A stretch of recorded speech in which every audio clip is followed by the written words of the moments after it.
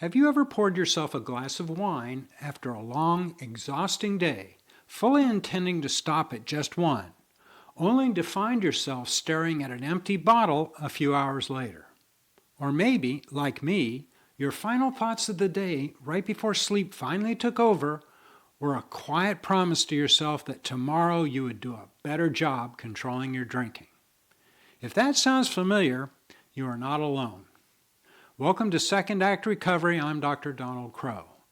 For decades, our culture has promoted a very specific idea about alcohol. We are told that alcohol is a social lubricant. The metaphor suggests it smooths the awkward edges of life. It helps us relax. It helps conversations flow, and it makes relationships easier. But after 40 years practicing medicine and nearly 3 decades of sobriety myself, I've come to believe that this metaphor is not just inaccurate, it's completely wrong. Alcohol is not a lubricant. It is a solvent. And understanding that difference can completely change the way you see your relationship with alcohol. A lubricant improves the efficiency of a machine. It reduces friction and allows things to operate more smoothly. A solvent does something very different. A solvent dissolves things, and alcohol dissolves far more than most people realize.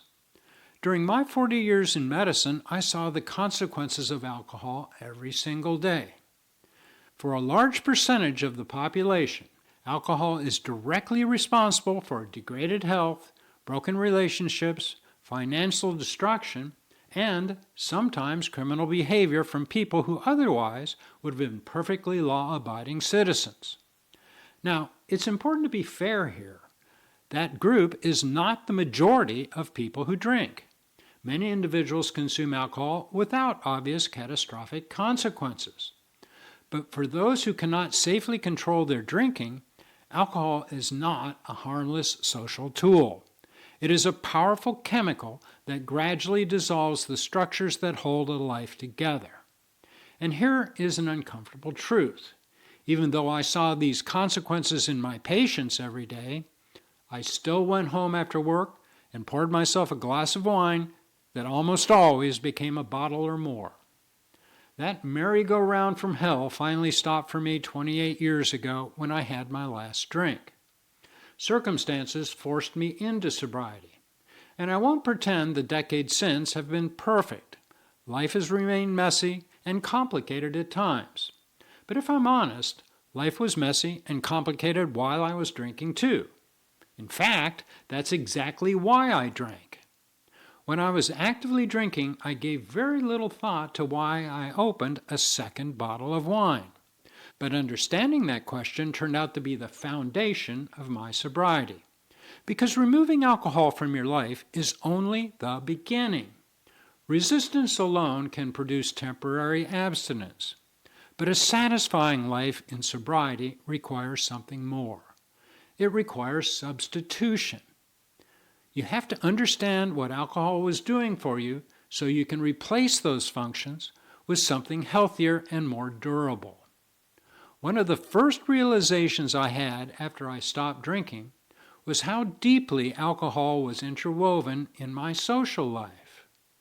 Throughout my 20s and 30s, almost every friendship, every gathering, and nearly every romantic relationship involved alcohol. Without alcohol in the equation, my social awkwardness suddenly became very visible.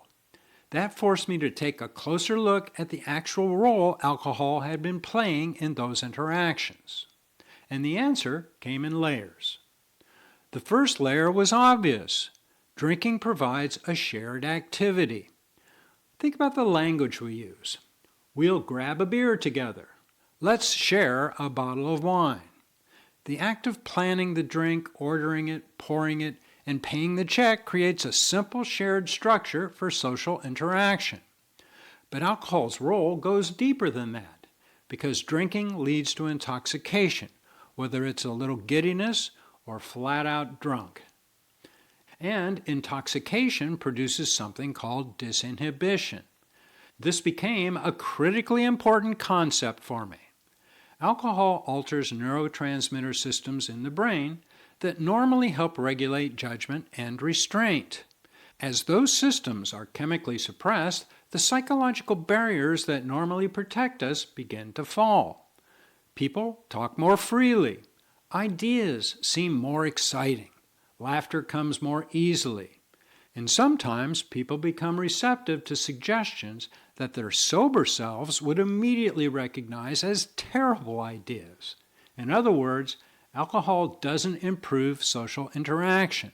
It removes the safeguards that normally guided them. This is why the metaphor of alcohol as a social lubricant is misleading. If alcohol were truly a lubricant, it would improve the function of the system. But alcohol doesn't improve anything. It dissolves the boundaries that keep the system functioning safely. Alcohol dissolves judgment. It dissolves inhibition. It dissolves memory. And it dissolves accountability. And over time, it dissolves something even more important. It dissolves self-respect. Anyone who has struggled to control their drinking knows this cycle. You wake up in the morning determined you'll do better. You promise yourself you'll have only 1 or 2 drinks that evening. And then the plan collapses. When the dust settles, what remains is not lubrication. It is erosion. Erosion of confidence, erosion of self-trust, and eventually erosion of identity. The solvent metaphor also applies to the physical body. Alcohol facilitates no human physiologic process. It does not improve your liver function. It does not enhance brain performance. It does not strengthen the cardiovascular system. Instead, alcohol slowly degrades nearly every organ system in the body. Consider a patient with cirrhosis. Their liver is not being lubricated. It is being systematically destroyed by exposure to a toxic chemical. The same principle applies across the brain, the endocrine system, the cardiovascular system, and the immune system. Alcohol is not assisting the body. It is dissolving it. But perhaps the most painful thing alcohol dissolves is the authentic self.